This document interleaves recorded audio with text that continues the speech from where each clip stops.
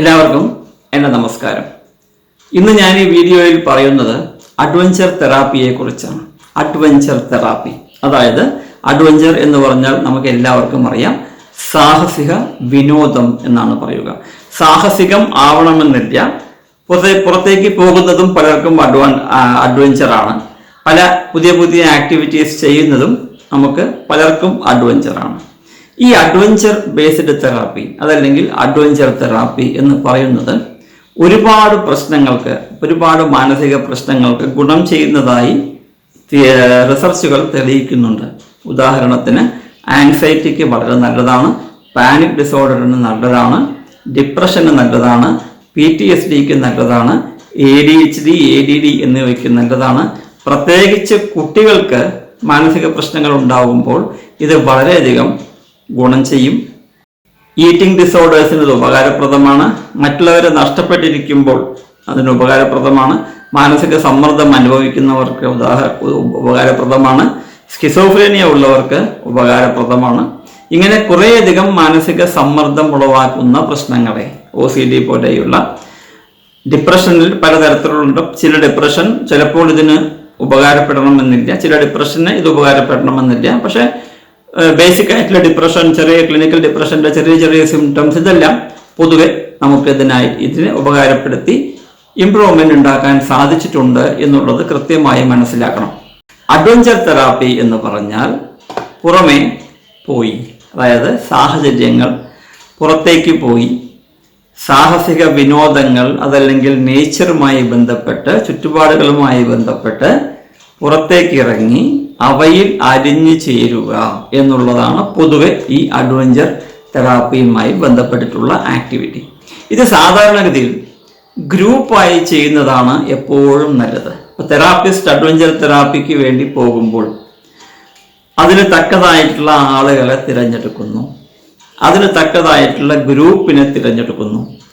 ആ ഗ്രൂപ്പിന് ഒരു സിറ്റിംഗ്, ചിലപ്പോൾ 2 or 3 സിറ്റിംഗ് ഈ തെറാപ്പിസ്റ്റിന്റെ കൂടെ നടത്തുന്നു. സിറ്റിംഗ് ഇരുന്ന് ഓരോരുത്തർക്കും ഈ തെറാപ്പിയെ കുറിച്ച് അവരവരുടെ സംശയങ്ങൾ ചോദിക്കാം. ഇദ്ദേഹം കുറച്ച് കാര്യങ്ങൾ പറയും. അവർക്ക് പരസ്പരം ഇതിൽ പങ്കെടുക്കുവാൻ ആഗ്രഹിക്കുന്ന ആളുകൾ, പങ്കെടുക്കാൻ പോകുന്ന ആളുകൾ പരസ്പരം ആശയവിനിമയം നടത്തുന്നു. എങ്ങനെ പ്രിപ്പയർ ചെയ്യണം, എന്തൊക്കെ കൊണ്ടുവരണം, എത്ര ദിവസത്തെ ആക്ടിവിറ്റീസ് വേണം, ഇതെല്ലാം ചർച്ച ചെയ്ത് തീരുമാനിക്കും. ഇപ്പം 3 ദിവസത്തേക്കാണെങ്കിൽ 3 ദിവസം, 4 ദിവസമാണെങ്കിൽ 4 ദിവസം, 2 ദിവസമാണെങ്കിൽ 2 ദിവസം, ഒരാഴ്ച വരെയൊക്കെ പൊതുവെ അഡ്വഞ്ചർ തെറാപ്പി പോകാറുണ്ട്. പക്ഷേ ഈ അഡ്വഞ്ചർ തെറാപ്പി എന്ന് പറയുന്നത് 3 തരത്തിലുണ്ട്. 2 തരമാണ് നമ്മൾ പൊതുവെ ഉപയോഗിക്കാറ്.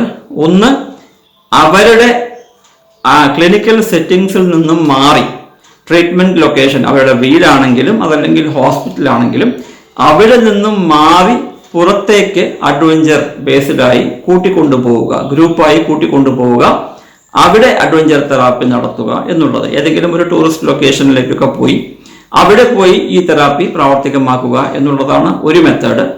രണ്ടാമത്തെ മെത്തേഡ് എന്ന് പറയുന്നത് ഇവർ താമസിക്കുന്ന ആ ക്ലിനിക്കൽ സെറ്റിങ്ങിൽ തന്നെ, ഉദാഹരണത്തിന് ഒരു മെന്റൽ ഹോസ്പിറ്റലാണ് എന്ന് വിചാരിക്കുക. അതേപോലെ ഇതുപോലെ തെറാപ്പികൾ ചെയ്യുന്ന ഒരു ഹോസ്പിറ്റലാണ്. ആ ഹോസ്പിറ്റലിന് ധാരാളം സ്ഥലമുണ്ട്. അതിനകത്ത് തന്നെ നമുക്ക് ഇതുപോലെയുള്ള അഡ്വഞ്ചർ ആക്ടിവിറ്റീസ് സംഘടിപ്പിക്കാം. ലൈക്ക് റോക്ക് ക്ലൈംബിംഗ് ആണെങ്കിലും, ഒരു ചെറിയ പാർക്ക് ഉണ്ടാക്കി അല്ലെങ്കിൽ ഒരു ചെറിയ വനമുണ്ടാക്കി ആ വനത്തിൽ ട്രെക്കിംഗ് ആണെങ്കിലും, അങ്ങനെയുള്ള ചെറിയ കാര്യങ്ങൾ നമുക്ക് അതിനകത്ത് തന്നെ സംഘടിപ്പിക്കാവുന്നതേ ഉള്ളൂ. അതും അഡ്വഞ്ചർ തെറാപ്പിയിൽപ്പെടും. നല്ല സ്ഥലമുള്ള തെറാപ്പി സെന്റേഴ്സ് ആണ് എന്നുണ്ടെങ്കിൽ അതും പോസിബിൾ ആണ്. പക്ഷെ അത് ഒരു ദിവസത്തേക്കൊക്കെ ഉണ്ടാവാറുള്ളൂ. പക്ഷെ പുറത്തേക്ക് കൂട്ടിക്കൊണ്ടുപോയി ചെയ്യുന്നത് 2 ദിവസം മുതൽ ഒരാഴ്ച വരെ ഉണ്ടാവും. ഇത് പൊതുവെ ഞാൻ ഈ പറഞ്ഞ anxiety, panic disorder problems, anxiety disorder, OCD പോലെയുള്ളവ, ഡിപ്രഷൻ പോലെയുള്ളവ, PTSD, ഗ്രീഫ്, ലോസ്, മറ്റുള്ളവരെ നഷ്ടപ്പെട്ടിട്ടുള്ള പ്രശ്നങ്ങൾ, സ്കിസോഫ്രീനിയ, ഈറ്റിംഗ് ഡിസോർഡേഴ്സ്, അങ്ങനെയുള്ള പല പ്രശ്നങ്ങൾക്കും, മാനസിക സമ്മർദ്ദം ഉണ്ടാക്കുന്ന പല പ്രശ്നങ്ങൾക്കും ഈ അഡ്വഞ്ചർ തെറാപ്പി ഉപകാരപ്രദമാണ്. ആ അഡ്വഞ്ചർ തെറാപ്പിയുടെ 7 പ്രധാനപ്പെട്ട ഗുണവശങ്ങളാണ് ഞാൻ ഈ വീഡിയോയിൽ പറയുന്നത്. നമ്മളെല്ലാവരും തെറാപ്പി എന്ന് പറയുന്നത് ഒരു മുറിക്കകത്ത് ഇരുന്ന് ചെയ്യുന്നു, അതല്ലെങ്കിൽ വീഡിയോയിൽ ചെയ്യുന്നു, അതല്ലെങ്കിൽ ടെലിഫോണിലൂടെ ചെയ്യുന്നു. ഈ അഡ്വഞ്ചർ തെറാപ്പി എന്ന് പറയുന്നത് ഇതേ തെറാപ്പി നാച്ചുറൽ സെറ്റിങ്ങിൽ ചെയ്യുന്നു എന്നുള്ളതാണ് പ്രധാനം. കൗൺസിലിംഗ് കൊടുക്കുന്നത് നാച്ചുറൽ സെറ്റിങ്ങിലാണ്, ബിഹേവിയറൽ തെറാപ്പി കൊടുക്കുന്നത് നാച്ചുറൽ സെറ്റിങ്ങിലാണ്, കൊഗ്നിറ്റീവ് തെറാപ്പി കൊടുക്കുന്നത് നാച്ചുറൽ സെറ്റിങ്ങിലാണ്. അതായത് ഈ പറയുന്ന ആൾക്ക് ഉപകാരപ്രദമാകുന്ന ബിഹേവിയറൽ ആൻഡ് കൊഗ്നിറ്റീവ് മോഡിഫിക്കേഷൻ, മാനസികവും ശാരീരികവുമായിട്ടുള്ള മാറ്റങ്ങൾ ഈ നേച്ചറിൽ നിന്നും സംഘടിപ്പിക്കുന്നു, നേച്ചറിൽ നിന്നും ഇവർക്ക് പകർന്നു കൊടുക്കുന്നു, നേച്ചറിലെ ആക്ടിവിറ്റീസിലൂടെ പകർന്നു കൊടുക്കുന്നു എന്നുള്ളതാണ് ഏറ്റവും പ്രധാനപ്പെട്ട ബെനിഫിറ്റ്. റൂമിനകത്തുനിന്ന് പുറത്തിറങ്ങി നമുക്ക് ഈ കാര്യങ്ങൾ ചെയ്യാൻ കഴിയുന്നു. ഈ നേച്ചർ എന്ന് പറയുന്നത് എപ്പോഴും റിലാക്സിങ് ആണ്, അതും കൂടി നമ്മൾ മനസ്സിലാക്കണം. അപ്പോൾ റിലാക്സിങ് ആയിട്ടുള്ള അറ്റ്മോസ്ഫിയറിലാണ് നമുക്ക് കൗൺസിലിംഗ് ലഭിക്കുന്നതെങ്കിൽ അത് കുറച്ചുകൂടി ബെനിഫിറ്റ് തരും എന്നർത്ഥം. എക്സ്പീരിയൻസ് അവർക്ക് ലഭിക്കുന്നു. ആക്ച്വലായി ഇവർ ഓരോരോ സാഹചര്യങ്ങളിലേക്ക് പോവുകയാണ്, ഞങ്ങൾ അവരെ കൂട്ടിക്കൊണ്ടു പോവുകയാണ്. ആ സാഹചര്യങ്ങളുമായി ചുറ്റുപാടുകളുമായി ഇഴുകിച്ചേർന്നിട്ടാണ് ഇവർ പിന്നീട് തെറാപ്പി ചെയ്യുന്നത്, ഒരു റൂമിനകത്തിരുന്നല്ല. ആ ഒരു ബെനിഫിറ്റ്, ഒരു എക്സ്പീരിയൻസ് അവർക്ക് ലഭിക്കുന്നു. എഗൈൻ നാച്ചർ വളരെയധികം സൂത്തിങ് ആണ്, റിലാക്സിങ് ആണ്. മൂന്നാമത്, പേഴ്സണാലിറ്റി ഡെവലപ്മെന്റിന് ഇത് വളരെയധികം സഹായിക്കും. സ്വയം ഡെവലപ്പ് ചെയ്യുവാൻ, മറ്റുള്ളവരുമായിട്ട് സംസാരിക്കുവാനും ഇടപഴകുവാനും, ഈ ഐ കോണ്ടാക്ട് ആങ്സൈറ്റി ഉള്ളവർക്ക് കണ്ണിൽ നോക്കി സംസാരിക്കുവാനും, അങ്ങനെയുള്ള പല പ്രശ്നങ്ങൾക്കും ഇവർക്കിതിൽ സഹായിക്കും. പേഴ്സണാലിറ്റി ഡെവലപ്മെന്റ്, അതായത് ഇമ്പ്രൂവ്മെന്റ് ഉണ്ടാക്കുവാൻ, സംസാരിക്കാൻ ലാംഗ്വേജിൽ ഇമ്പ്രൂവ്മെന്റ് ഉണ്ടാക്കുവാൻ, ഗ്രാമറിലെ ഇമ്പ്രൂവ്മെന്റ് ഉണ്ടാക്കുവാൻ. ഇവരെല്ലാവരും, നമ്മുടെ ഗ്രൂപ്പിലുള്ള എല്ലാവരും ഒരേപോലെയുള്ള ആളുകളാണ്. ഇന്റർപേഴ്സണൽ കമ്മ്യൂണിക്കേഷൻ അത് സഹായിക്കുന്നു. മറ്റുള്ളവരുമായി എങ്ങനെ ഇടപഴകണം എന്നുള്ളതിന് സഹായിക്കുന്നു, എങ്ങനെ സംസാരിക്കണം എന്നുള്ളതിന് സഹായിക്കുന്നു, ഏത് രീതിയിൽ ബോഡി പോസ്ചർ ഉണ്ടാവണം എന്നുള്ളതിന് സഹായിക്കുന്നു, ബോഡി ലാംഗ്വേജ് എങ്ങനെയായിരിക്കണമെന്ന് സഹായിക്കുന്നു. അല്ല, അങ്ങനെയുള്ള ഒരുപാട് കാര്യങ്ങളിൽ പേഴ്സണാലിറ്റി ഡെവലപ്മെന്റിനും ഈ പറയുന്ന അഡ്വഞ്ചർ തെറാപ്പി സഹായിക്കുന്നു. നാലാമത്, ഇന്റർപേഴ്സണൽ സ്കിൽസിനെ ഇംപ്രൂവ് ചെയ്യുന്നു. അതും ആ പേഴ്സണാലിറ്റി ഡെവലപ്മെന്റിന്റെ ഭാഗമായി വരുന്നതാണ്. മറ്റുള്ളവരുമായി എങ്ങനെ ഇടപഴകണം, പല ആളുകൾ, ഒരു ഗ്രൂപ്പിൽ 10-12 പേരുണ്ടെങ്കിൽ ഈ 12 പേരും വ്യത്യസ്ത കാഴ്ചപ്പാടുകളായിരിക്കാം, വ്യത്യസ്ത ബിഹേവിയറൽ പാറ്റേൺ ഉള്ളവരായിരിക്കാം. അവരെല്ലാവരുമായും മിങ്കിൾ ചെയ്യുമ്പോൾ, അവർ മറ്റുള്ളവരുമായി മിങ്കിൾ ചെയ്യുമ്പോൾ ഓരോരുത്തരോടും എങ്ങനെ പെരുമാറണം, മറ്റുള്ളവരെ അറിയുന്നു, അവർക്കനുസരിച്ച് പെരുമാറാൻ പഠിക്കുന്നു. നമ്മുടെ പെരുമാറ്റത്തിൽ എന്തെങ്കിലും മോശമായ ഭാഗങ്ങളുണ്ടെങ്കിൽ അതിനെക്കുറിച്ച് നമ്മൾക്ക് ഇൻസൈറ്റ് ലഭിക്കുന്നു, നമ്മൾ അതിനനുസരിച്ച് മാറുന്നു. ഇന്റർപേഴ്സണൽ സ്കിൽസ് വളരെയധികം ഇംപ്രൂവ് ചെയ്യുന്നു എന്നർത്ഥം.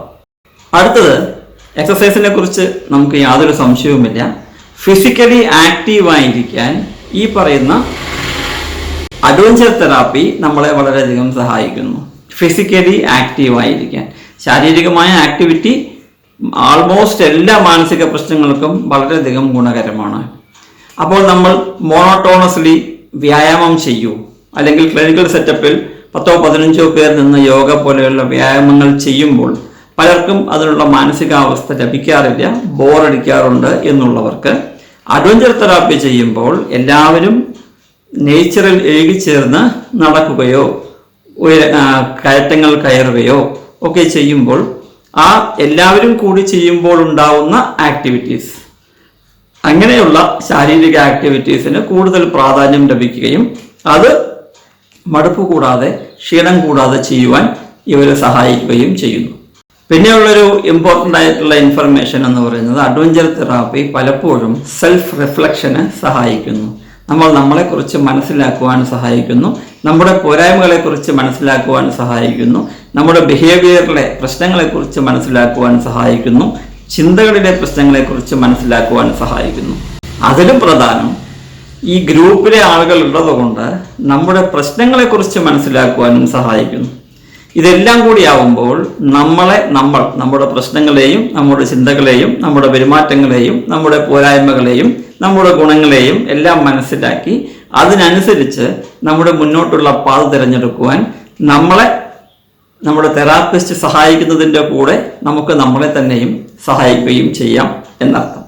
അഡ്വഞ്ചർ ബേസ്ഡ് തെറാപ്പി ഞാൻ നേരത്തെ പറഞ്ഞ പോലെ OCD-ക്കാണെങ്കിലും PTSD-ക്കാണെങ്കിലും anxiety, depression, panic disorder, panic attack ശേഷമുള്ള അവസ്ഥ, അതേപോലെ ഗ്രീഫ്, ലോസ്, സ്കിസോഫ്രേനിയ, പലപ്പോഴും പലതരത്തിലുള്ള സ്കിസോഫ്രേനിയ, അങ്ങനെയുള്ള ഒരുപാട് പ്രശ്നങ്ങൾക്ക്, മാനസിക സമ്മർദ്ദം, സാധാരണ മാനസിക സമ്മർദ്ദം, സ്കൂളിലുണ്ടാവുന്ന ചെറിയ ചെറിയ പ്രശ്നങ്ങൾ, ജോലിയിലുണ്ടാവുന്ന പ്രശ്നങ്ങൾ, ഇങ്ങനെ ഒരുപാട് കാര്യങ്ങൾക്ക് മാനസിക രോഗികളാവണമെന്ന് പോലുമില്ല, അതല്ലാത്തവർക്ക് പോലും ഉല്ലാസം കിട്ടുവാൻ, ഉന്മേഷം കിട്ടുവാൻ ഈ അഡ്വഞ്ചർ തെറാപ്പി, അഡ്വഞ്ചർ വളരെയധികം സഹായകരമാണ് എന്നുള്ളത് നമുക്ക് എല്ലാവർക്കും അറിയാം. ഈ ഇൻഫർമേഷൻ 7 പോയിന്റ് പറഞ്ഞതിലൂടെ അതെങ്ങനെ നിങ്ങൾക്ക് ഗുണകരമാണ് എന്ന് പറയാനാണ് ഞാൻ ആഗ്രഹിച്ചത്. സമയം കിട്ടുമ്പോഴെല്ലാം അഡ്വഞ്ചർ ആക്ടിവിറ്റീസിൽ ശ്രദ്ധ ചെലുത്തുവാൻ നിങ്ങൾ ശ്രമിച്ചു കൊണ്ടേയിരിക്കുക.